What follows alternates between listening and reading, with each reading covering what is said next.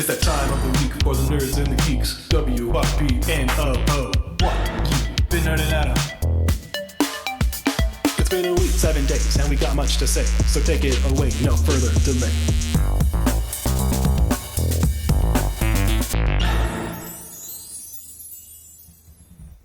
What is up and welcome to WYBNOO. That's right, it is what you've been nerding out on right here on twitch.tv/Neon Pocket Dimension and youtube.com/@Neon Pocket Dimension. I am your guest host this week. I'm Gage, aka Luke Shot First. And with me is the illustrious, the Dungeon Master himself, the Producer Supreme. That's right, it's Jacob Jones, aka OM Jesus, in multiple forms tonight. Hey, it's a me. Hi. We're happy to switch up the seats tonight. It's fun. I get to be on this side of the screen. True. I like to sound like Mario a lot. I'm just realizing that. Please continue. Occasionally it's easy to just enter conversations that way. I definitely do that in some social scenarios where I'm like, maybe that didn't land with people as much as I thought it was going to. But yeah, let's get straight into an introduction. You are many things, Jacob. You are a streamer, a gamer, a producer for, a producer in multiple sense. You're a producer for online video content, and you're also a producer of music, which is what we are here to talk about tonight.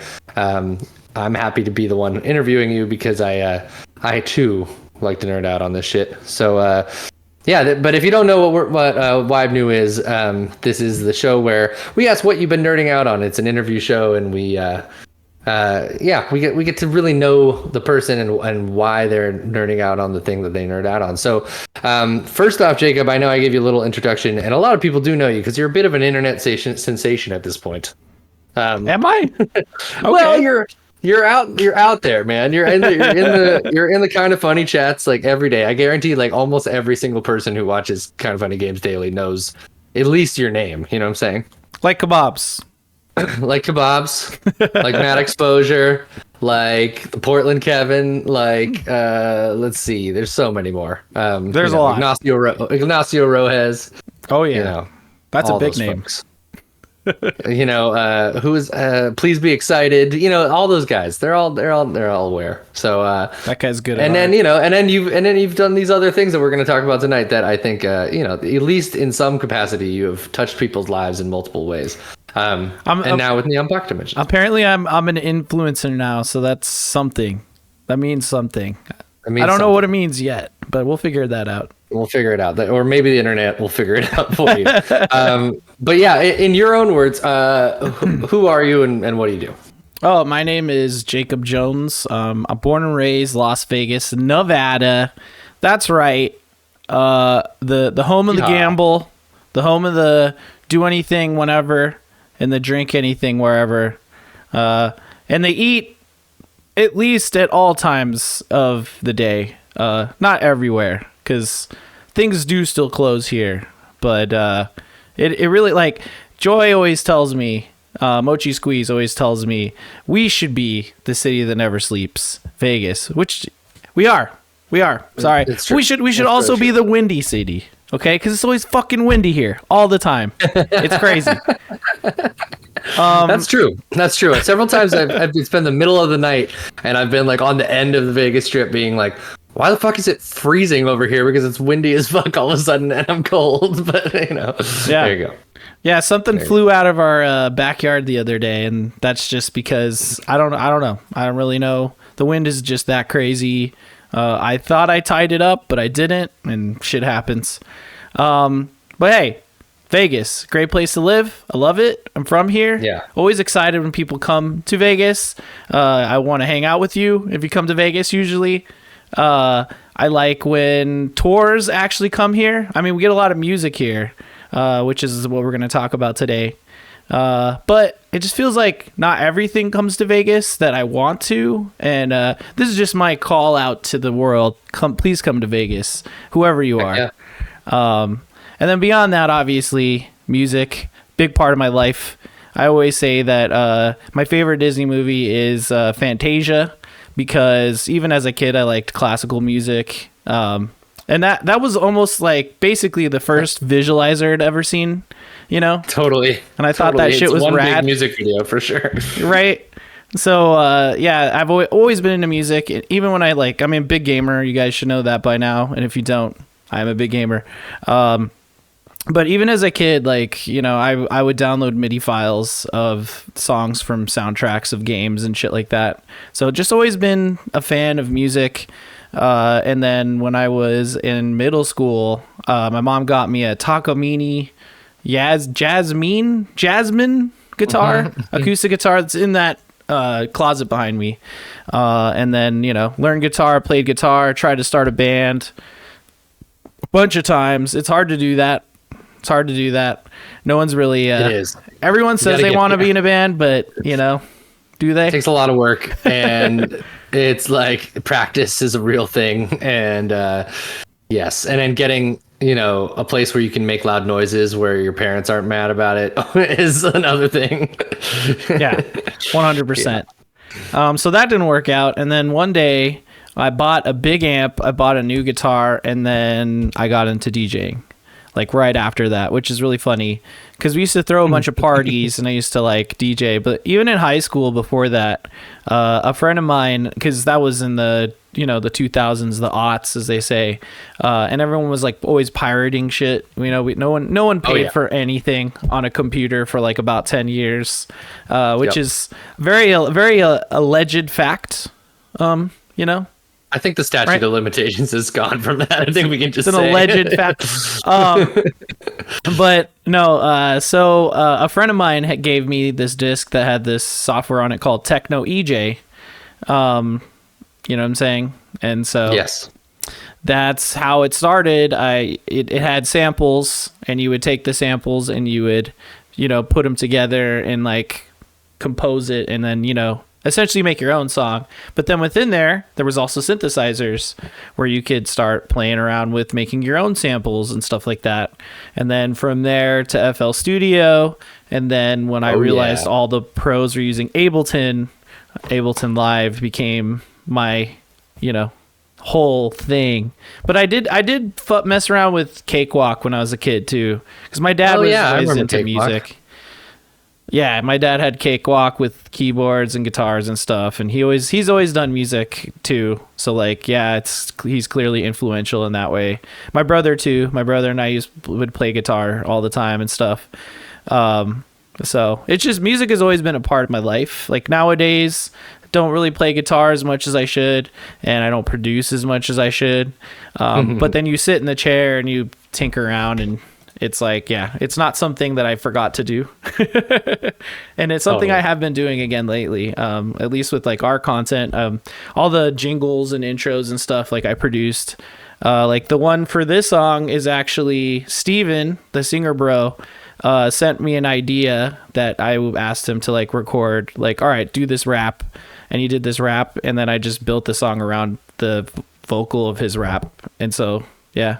Fun times. Yeah, that was pretty impressive because, I mean, you know, taking a song that like is arguably, I don't know if he used any sort of backbeat or anything like that, but you know, it just came out of, I mean, Ableton makes this easier than a lot of other programs do, but still, like taking something that has no particular rhythm to it. I mean, it had some rhythm to it because he's naturally like that, but like, you know, not knowing where to really start with the BPMs, and then it kind of does a switch up at one point. Like I can imagine reverse engineering that was probably a task, but that's cool.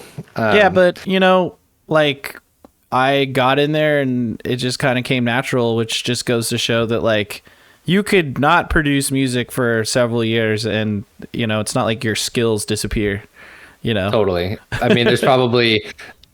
I think probably the industry or people learn new tips and tricks that we might be like out of the loop on, but like it's definitely, but it doesn't mean that we don't have the stuff that we already got it back in the day. So I too, before we go fully into this, I too have been doing some music production in my day, seriously, and then just personally here and there. So we might get a little jargony tonight, but what I am going to start us off by kind of introing the audience to like how this is done. So I want you to just, you know, in the spirit of what you've been nerding out on, kind of like when you talk about music production, what are you talking about exactly? And what are the tools that you use? We mentioned a few of them already, but maybe explain what those are and just give us a little background on music production in general. Yeah. So obviously, when it comes to music, most music is probably singing, right? Anyone could do it, right? Playing an instrument, you know what I mean? It's just making noises that are at a specific pitch and go to a beat, right? I mean, that's the simplicity of music. We all know this. All you're doing when you're producing music is just putting that all together. There's a couple different ways to approach it. I mean, there's the classic way that you think of when you watch, any biopic of like a musician, or like a band or something like that. There's people in a studio, and then there's some guy on the other side of the glass, everything's soundproof, and he records it, and he's got this big ass soundboard, and you're just probably like, what is all this? It's crazy. But you know that they're recording it, and the person has a mic on the other end, right? So like that's like tracking, right?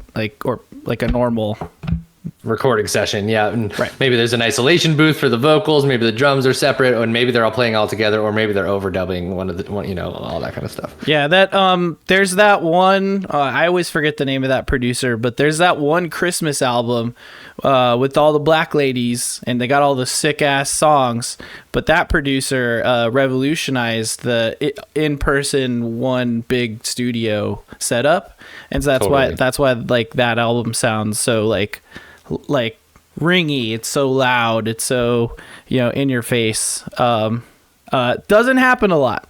Doesn't happen a lot, especially today. Especially these days. Yeah, everything needs to be so very broken into tracks. Everything is clean.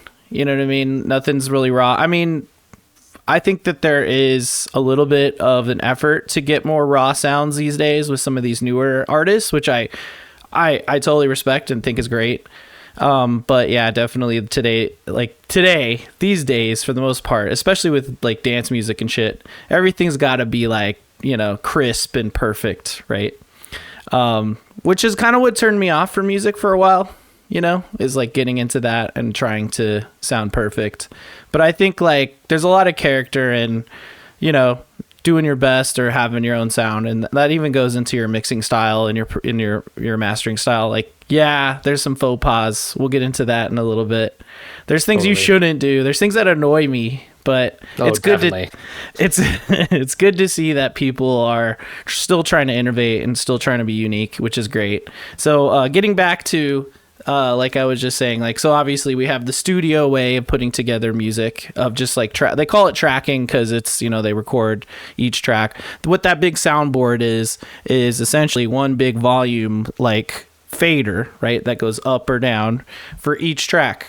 And then there's other, things on the deck. There might be equalizing EQs, knobs. Yeah, exactly. Which those are, there's frequencies of sound, right? Obviously there's, if you think of baritone or the other ones, you know what I mean? What are all those? If someone's is soprano, alto, tenor, bass. Yeah. Basically there's high notes, and then there's middle notes, and then there's low notes. The human range of hearing can hear from about 20 to 40 hertz all the way up to about 2200 or 22,000 hertz, right? Yeah, so yeah. it's usually you're controlling the different levels of those different frequencies to balance the track.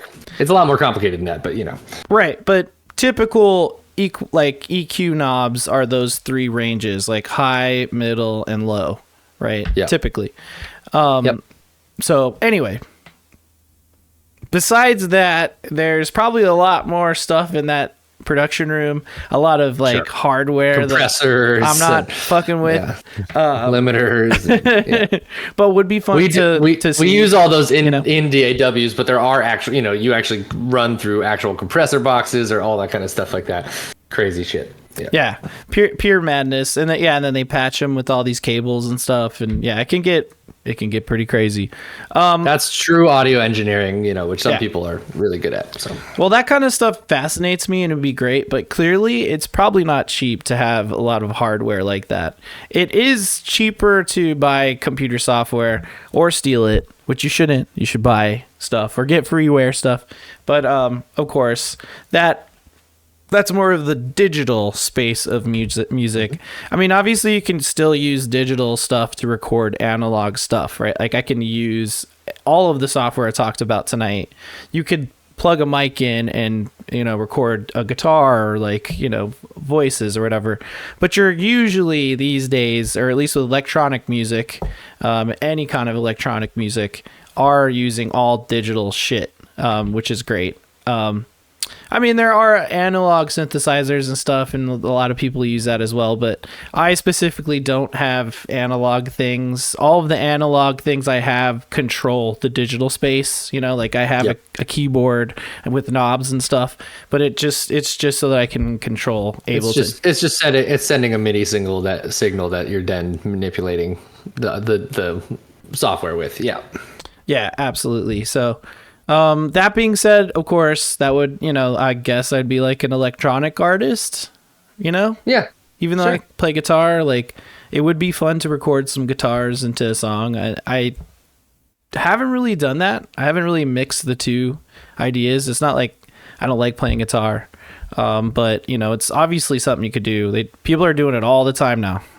Oh yeah, we did it in my old band Night People, which was like my biggest foray into like professional music of some kind, and it was really fun because we recorded our own guitars, and a lot of times we recorded certain like bass breaks. Like most of the bass would be programmed because it needed to correspond with the drums so much for electronic music. But then every once in a while, like we had like kind of like a funkier new disco track, and we like recorded some slap bass for it and stuff, and that was really fun. So that kind of stuff is really cool.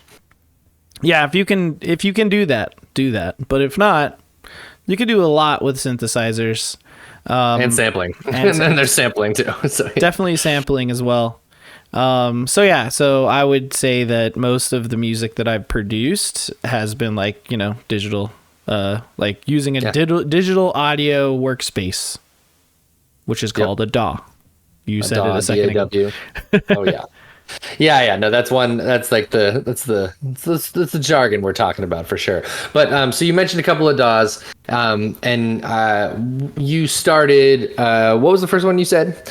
It was Techno EJ4. Techno EJ. So that I have no idea what that is, but it must have been just some pretty rudimentary software you were saying. Yeah, I'll pull up footage of it in a sec here. Great, awesome. And then FL Studio, I do know, or Fruity Loop Studio, and that's the one that I also started on. Other than I guess maybe GarageBand on a friend's early Mac something or other. You know what I mean? Just because it was free and it was cool at the time. But explain, I guess, where the differences lie in these different DAWs, and maybe kind of I knew the progression of them, but FL Studio was one of the first, in my mind, ubiquitous ones amongst hip hop producers and electronic producers in I would say the early 2000s, probably, right? Mm-hmm. Yeah. Maybe even late 90s. Yeah, it could have come about in the really late 90s, but it's more of a 2000s thing for sure. Totally. Definitely awesome. Oops. You may have disappeared there for a second. I don't know. Oh, no worries.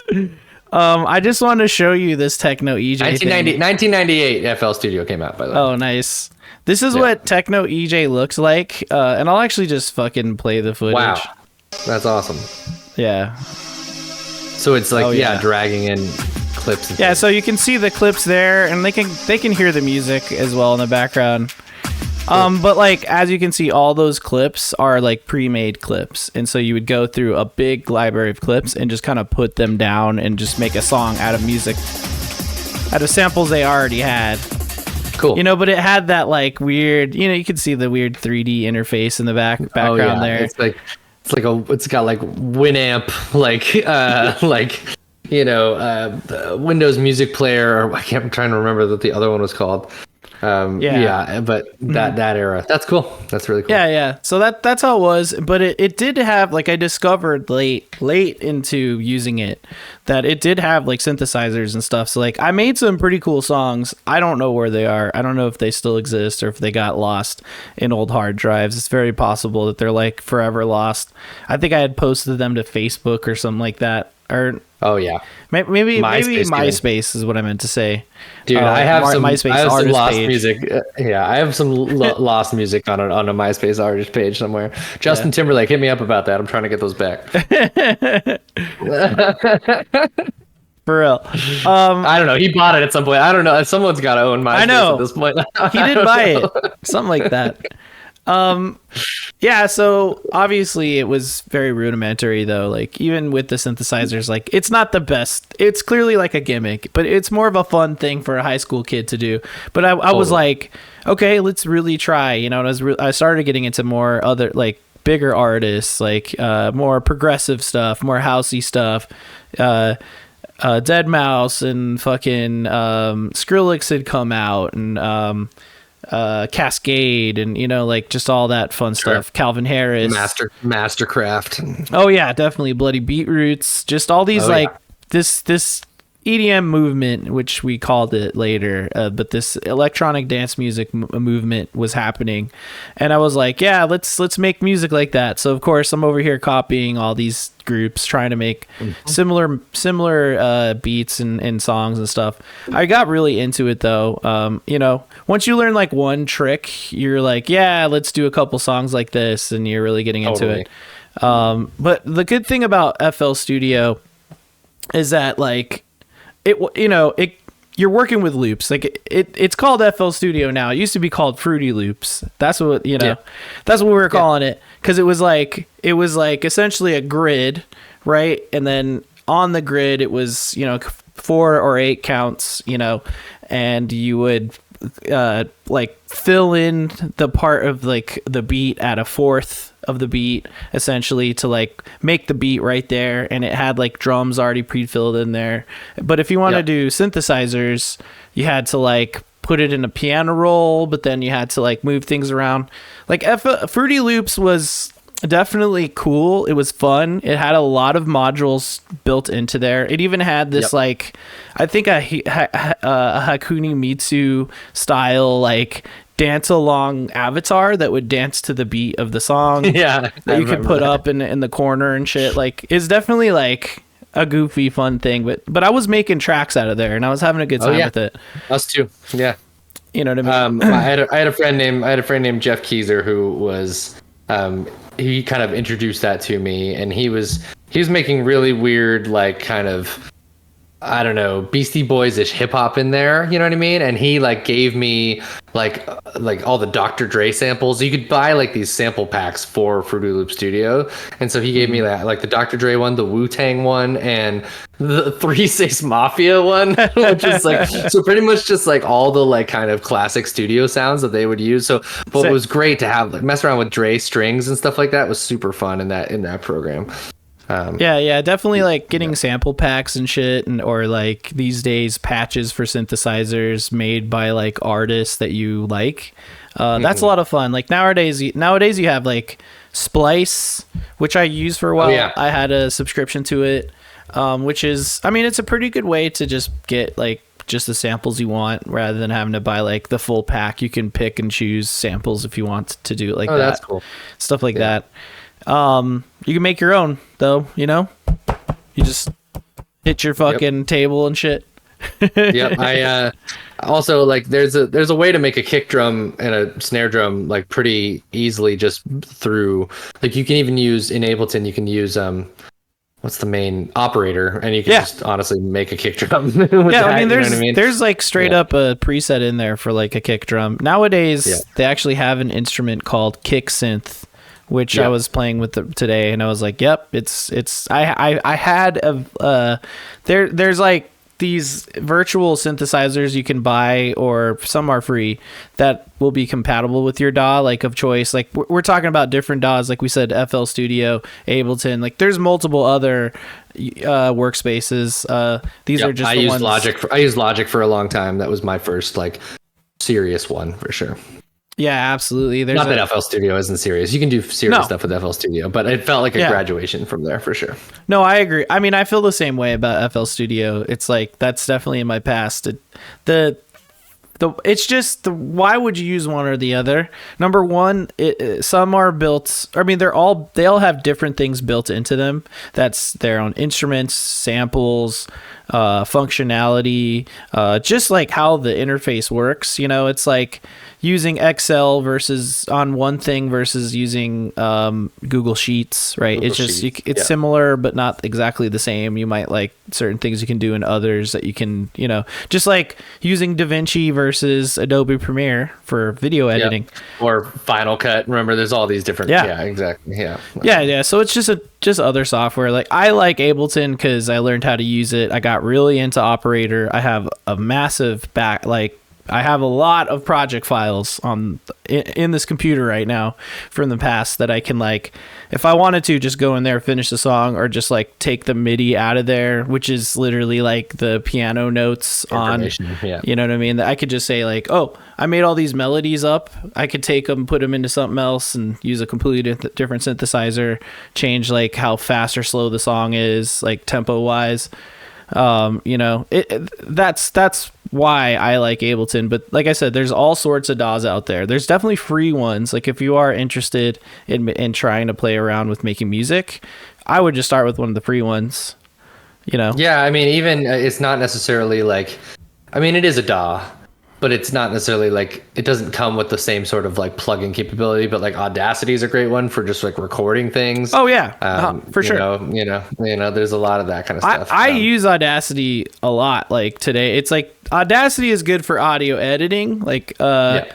I used to use Ableton to edit the podcast when I first started podcasting because it was just easier. But then way later on, I was I could just use Audacity. It's chill. It's just it's just simple. It's simple. Yeah, exactly. Yeah. And then, it's not exactly free because you have to own an Apple thing, but GarageBand is actually a really great tool. Especially these days, it's become really competent. I know Damon Albarn of the Gorillaz. He doesn't produce in GarageBand when he's doing the big full album things, but he does all of his demo work there. And a lot of time, those two on the road records that he did, the Fall and the Now, I think, those are all beats that he just made on GarageBand on tour. You know what I mean? Pete, there are professionals who are using that program, which is interesting. And I remember just a funny little anecdote about that one is back when I was I want to say 12 or 13 or 14, maybe. Yeah, it must have been 14. My friend and I just got really into GarageBand one night, and we stayed up all night just making a full EP of GarageBand songs that was mostly loops from GarageBand that also had you know what I mean, pre-made loops. Yeah, and it's just funny now because Techno EJ. Just like Techno EJ. And it's funny now because occasionally I'll be listening to a commercial on TV or something, and I'll hear a freaking GarageBand loop in it. I'm hey, they got away with that. That's awesome. It's pretty funny. Just because I literally probably used every loop in GarageBand to try and make this so ridiculous. Yeah, that's so funny, dude. That's awesome. For you, when you got into Ableton and when that electronic music started coming out, because I was there at that movement as well, when it started hitting, Justice was one of the first ones that really fuck, damn, let's explore that. And what was the most interesting thing about getting into production for you, and kind of what made you say I'm actually going to take this seriously and learn how to do it? So like I said, always wanted to play, have a band, do stuff. I just I like the idea of playing music in front of people. But I just always liked trying to make music, and then electronic music made it possible to do it alone. And so that's why I started playing around with it. But then we started throwing these big parties all the time in my 20s. I had a lot of friends and shit. And I'd just be DJing. So like I'm doing this. I'm also learning how to DJ at the same time. And I would throw these big ass parties, and it would be so much fun. And I'd be like just trying my best to like get everyone to dance and shit. And so just between making my own songs and DJing and putting myself out there and on SoundCloud, I also had a friend that was she was like a raver, a cool chick. Shout outs to her, you know what I'm saying? Great chick. She was always nice to me. People had problems with her, but she was always super nice to me. Her name is Stephanie. Awesome. She had a lot of connections, and so whenever she had the chance to get me in for a gig, I would go. And that's awesome. So I'm also making my music, so I'm working on doing remixes so I can play them at, you know, these parties or these shows. And then I'm like making my own music, and then, you know, then it got to the point where I was like a headliner for this like local show, and I played like a lot of my own stuff. So just that, like, that's probably the most interesting thing. Like, what really wanted me to take it like super seriously is like seeing success and seeing like a chance, you know, to take it seriously. Honestly, yeah, because it was just really cool, you know, like just knowing a lot of people at the time that were into dance music, and being a part of like a community of people who like to go out dancing and like liked me DJing, and then me playing my own music and seeing people dig that. Like, I can't describe anything else in this world that's cooler. Oh yeah, it's totally true, and I mean, it's community, right? And it was.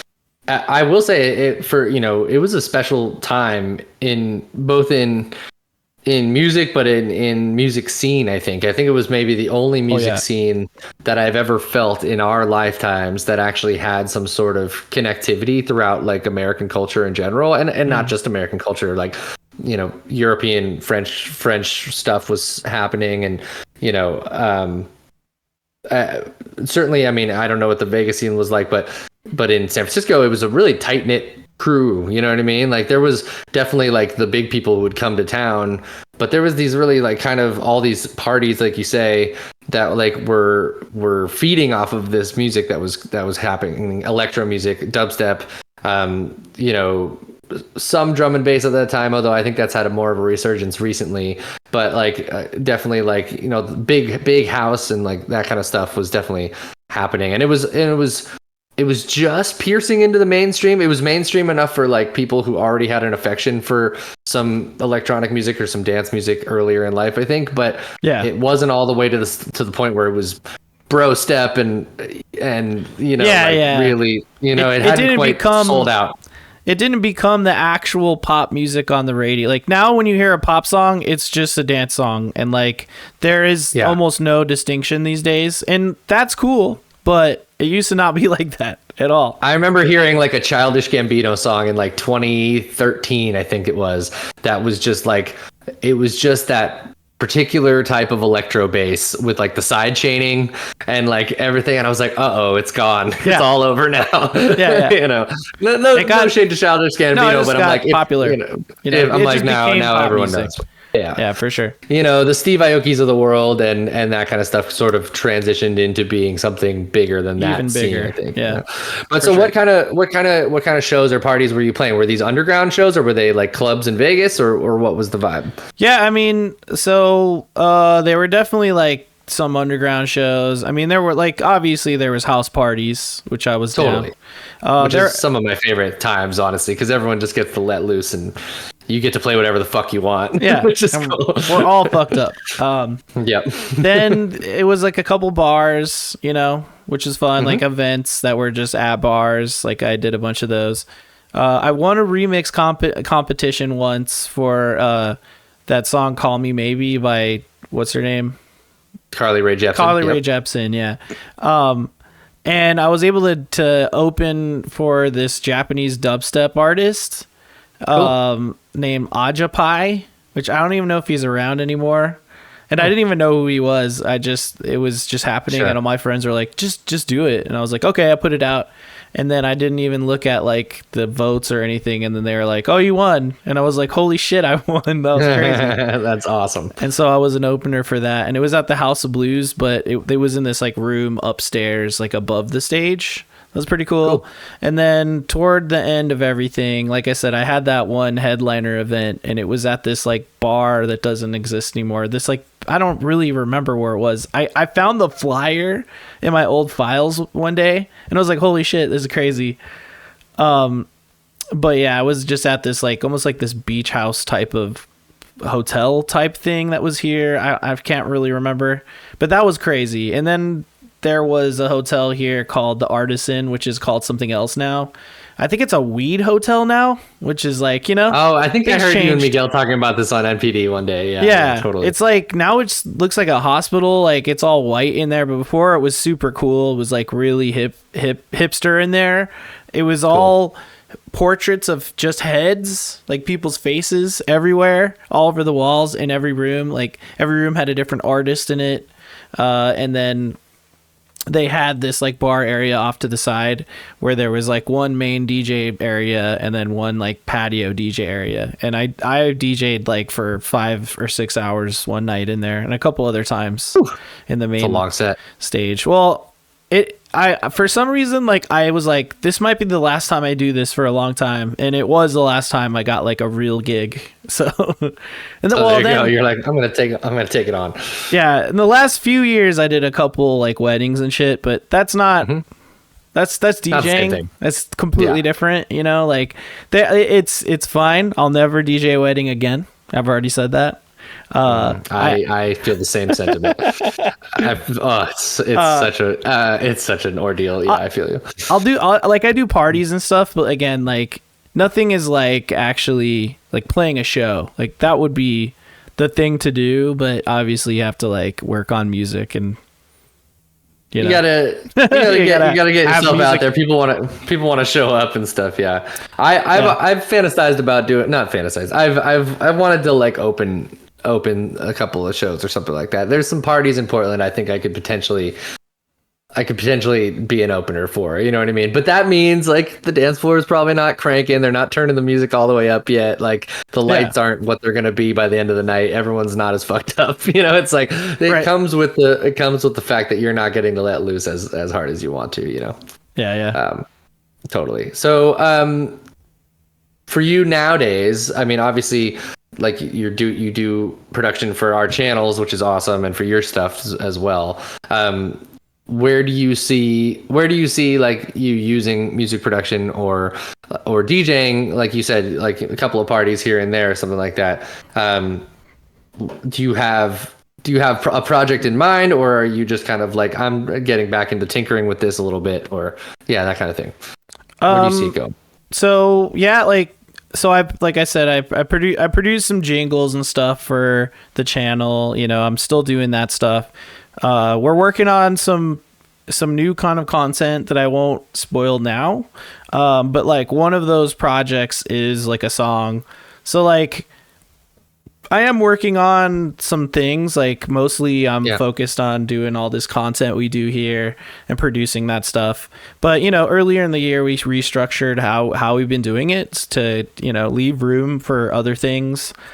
I definitely want to get back into writing music, you know, like I said, as soon as I got home, because we're doing this episode today, as soon as I got home from work, I just kind of sat down and like turned on Ableton, and I just was like looking at old songs and playing around with stuff and shit, and just reflecting. I'm like, this song's from 2013. Holy shit, it's so bad. It's so like mixed horrible and stuff, and it just reminds me like all the knowledge I have, and you know, it's something I could still do, and you know, I could just pick it up and keep at it, and it's definitely something I want to do. But when it comes to like the DJing stuff, I did set up a new Twitch account. You know, we have too many Twitch accounts. That's why I tried, you know, it's downsizing. But this one, I'd got another Twitch account for my like actual OMG's DJ stuff, because Twitch has now a different like payout license and like legal license, if you will, for DJing. So there are approved songs on Twitch that you could play. There are songs that aren't even on the list that I think are okay, but you probably shouldn't play. And then there's songs on there that they say you cannot play this on Twitch at all. Yeah. There's no VOD or anything. It's like a specific license for people to DJ and play songs on Twitch and still make money from it. And I think the payout is actually a little higher than the normal Twitch payout. But you're also sharing it with like all like the artists that are also on the other side of the license. ASCAP and BMI, probably like the big representation law firms that represent so many of them. Yeah. So that's why I have that account, and I do want to do more like regular just DJ sets and shit like that. But like I said, I think like DJing, a lot of fun. I mean, I'm sure that you can make some money on there. Some people making money on there, whatever. For me, it'd be fun to like have people dance to something I'm doing, But of course, like the dream is to actually write my own music and then not have to worry about whose license it is. It's just my music or mixing my music with, other music and it like sounding just as good and interchangeable. That'd be the goal. So it's definitely I lost a lot of steam there for a lot of reasons. For one, I had a SoundCloud and then I had a lot going on there. And then I had remixes on there that were not okayed, and they ran an algorithm one day and it flagged everything that had any kind of copyright. And they had a 3-strike rule. And so I had more than 3 remixes on there, and it immediately just deleted my account. No appeals, nothing.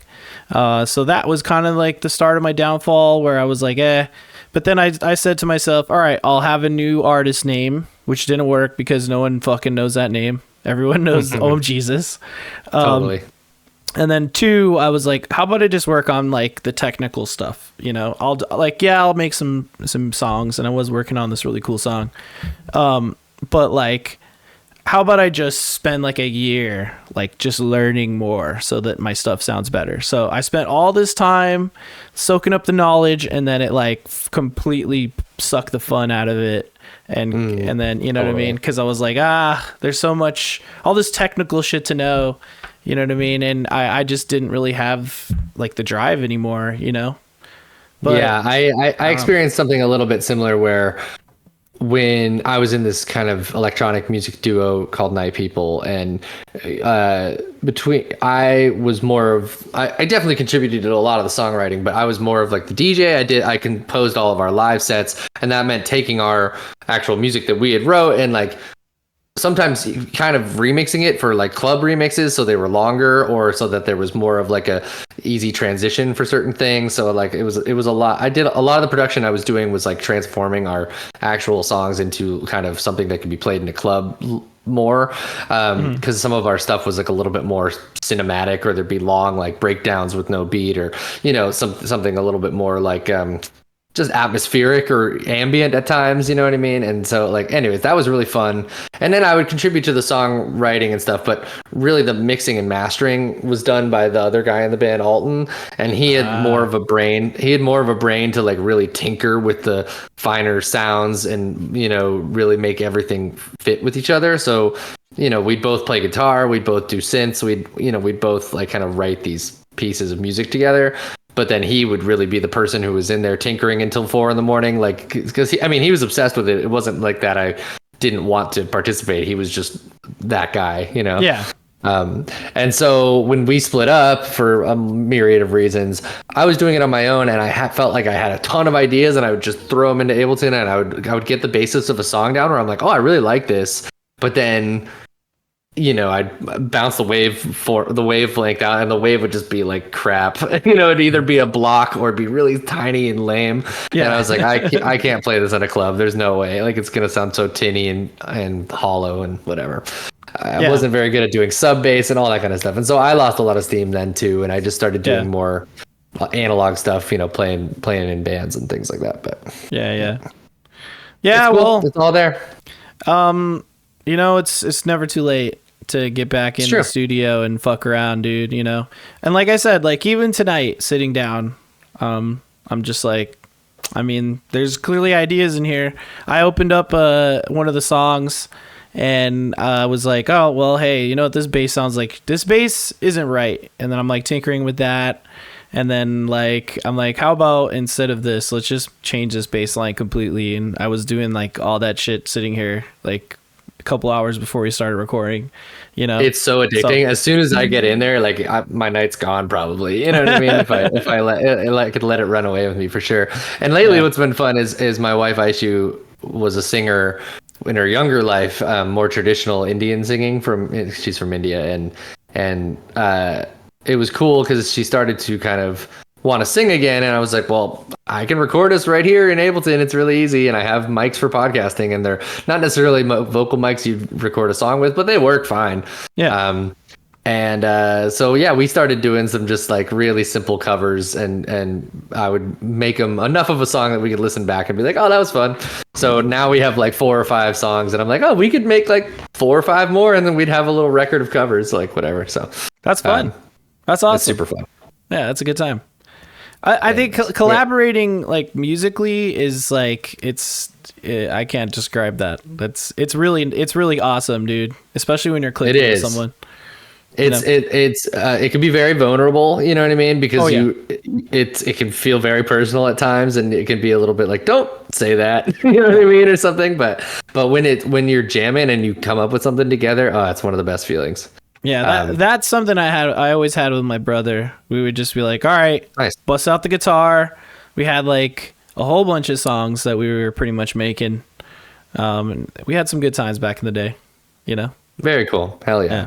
And yeah, DJing when you actually have people dancing and it's a good party and you're like in your groove, it's such a good time. So hell yeah. Yeah. There's so much music out there these days too that like I didn't have when I was really writing music.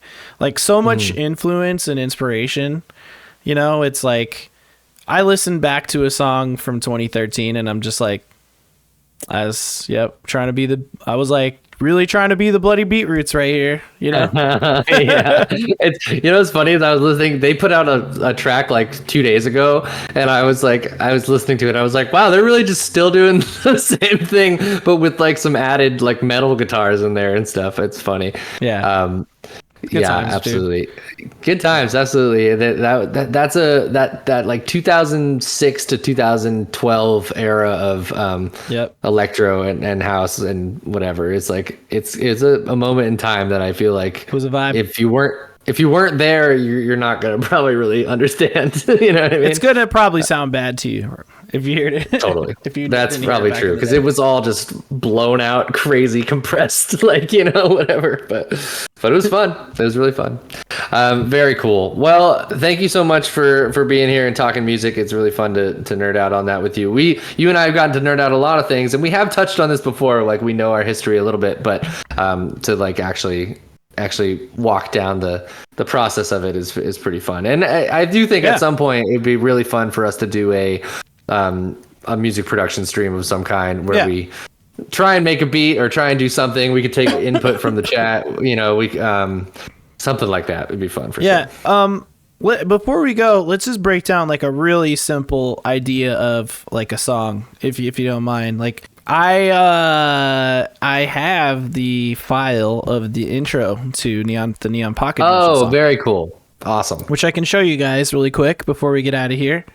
So this is what it looks like. This is there. Well, that's the samples and stuff, but like the actual full song is right here. It's all of these things that are happening, right? So when you do like a song is put together by like the instruments, obviously like the drums, the instruments are playing like guitar and stuff like that. It's really no different in a DAW or with dance music, electronic music. It's just that instead of there being like, oh, this one line is this or that, it can be anything. Like each track is a different component of the song. So these ones are Serum synthesizers. I don't think you can see Serum pop up. But this is a Serum synthesizer for the chord. This is the lead synth.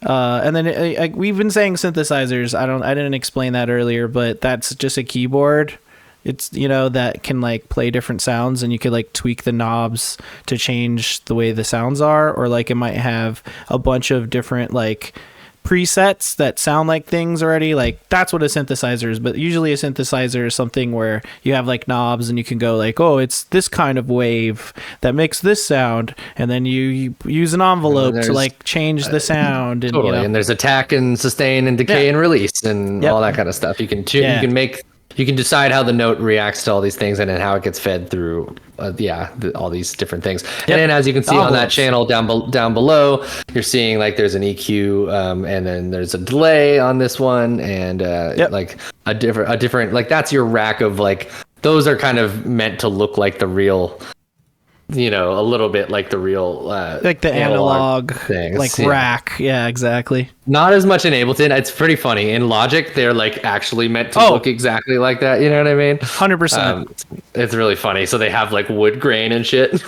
You're like, all right, dude, it's fine. I know. Just give me the numbers. Like, right. Just like this. But just like, I like Ableton for that reason. Oh, same. Just like on this track in particular, this is the synthesizer down here, followed by the equalizer. We were talking about, like, you can see the frequencies. The line is, if in the middle you can hear it normal, and the lower it is, the more the volume knob is turned down on those frequencies, and so it creates a shape. The delay is the thing that makes the sound go echoes for people who don't know necessarily. No, but reverb is also kind of like echo, but the kind that you get in like a church if you go or you clap.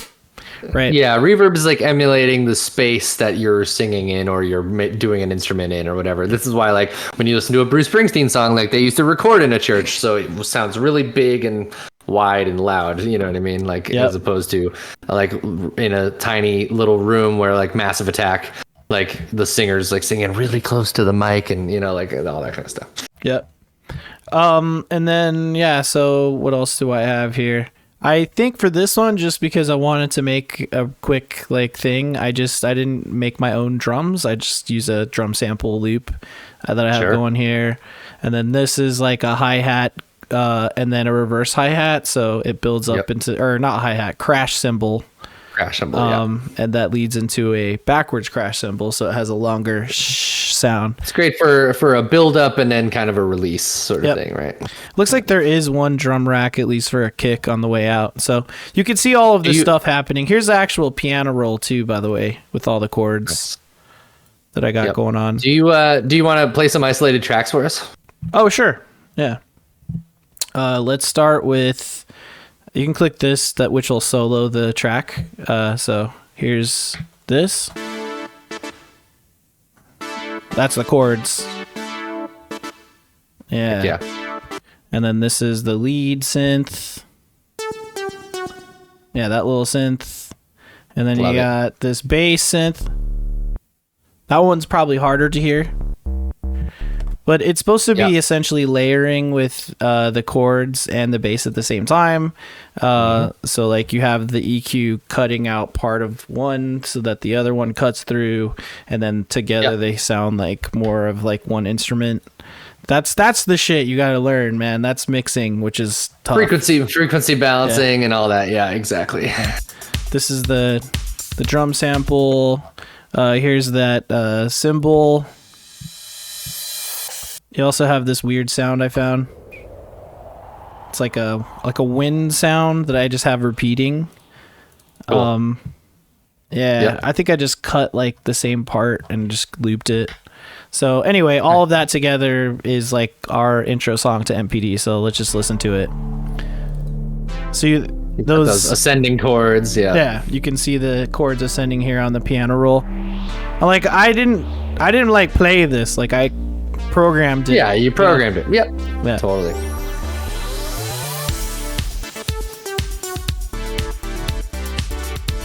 Yeah. Excellent. Fun times. So like, that's how you do it. That's what it's all about. It's like time in the studio, time in this view right here, playing with the loops before you go over to this one and then put it down for like the actual composition. and then you export it, and you have to do all this stuff to make sure it's an MP3, and yeah, it's just a lot of bullshit, but it's a lot of fun. You can make cool music. And then in that other view that you're in, for people who don't know, you can actually, a lot of times when you're seeing DJs live, especially nowadays, if they're doing like a show that's really composed where the lights sync up with the sounds and everything like that, a lot of times they're using that other view actually to do what's called like an Ableton Live set, or it's like it's a DJ set, but there's less like classic DJing where you're like mixing tracks in such a way. It's like queuing loops and queuing sections of songs over each other and things like that, and using that view to like essentially build this big giant composed set, you know what I mean, which is happening. So yeah, pretty crazy. So yeah, I just wanted to like at least to get into it a little bit with that. Absolutely. So thanks for that's great. No, it's nice it's fun to do that kind of stuff. Again, I think a stream where we walk through a little bit of production and then also maybe just make something out of from thin air would be kind of fun sometime. It'd be a fun thing to do. Yeah, no, I mean, something I want to do more regularly is like music content, even just like talking about music. Like I've been wanting to do that for a while. Me too. You know, just like, hey, I noticed this trend, let's talk about it for like 15 minutes. like a couple, like last year was like the freaking gate filter being on everything. Yeah, just gate filter, but like at 16ths and everything's like it's like awesome. I like it. I'm into it. House is fast, and we got the gate. Everyone's calling it the stutter. I know. House is like fucking kids. House is like 8 BPM faster than it ever was before. Yeah. It's crazy. It's in the 130 to 140 range now, I swear to God. Yeah, seriously. Very cool. Well, hey, thank you so much for being in the interviewee chair today. It was good to interview our fearless leader over here. It's good. And it's funny, man. It's cool. You and I have an oddly similar way that in which we got to where we're at right now, you know what I mean? Like we experienced we had a lot of similar like passions that have brought us to where we're at, and it's good. It's good to get to know Jacob further, you know what I'm saying? I appreciate that. Yeah, absolutely. Cool. Well, if you like some of this content and getting to know some cool people, this has been kind of season. I'll let you take the reins, but this has been kind of season 0 of WYBNOO. We've been kind of trying to build this show and figure out what it is. But Jacob, it's kind of your baby, so I want you to explain where it's going and what we're trying to do with the show going forward. Yeah, so I just kind of we talked about this idea from the start, and so it's just us interviewing people about their nerdy obsessions, and then that can be anything. Obviously, like we've been saying this forever. Like the first episode was knitting. Yep.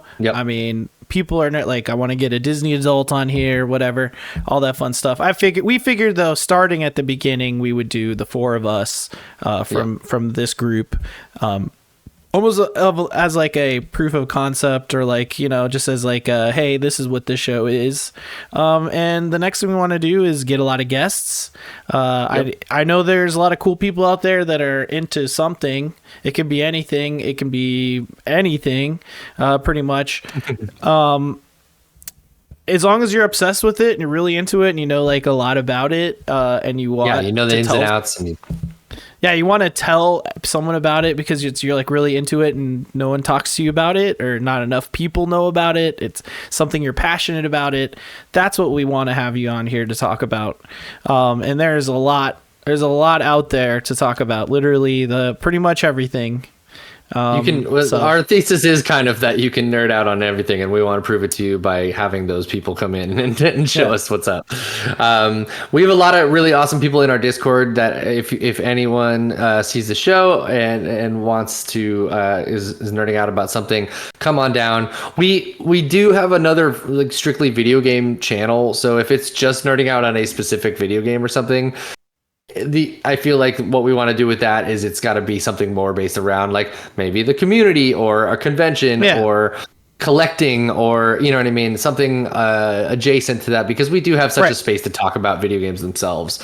Like if you're obsessed with Zelda, that's fine, but we're not going to talk about the Zelda video games. You could talk about your obsession with it and how you have every Zelda thing in the world, You have like the sword and the shield, and you have all sorts of different collectibles, and you know what I mean? Like, that's fine. It's just, we're not going to specifically talk about video games.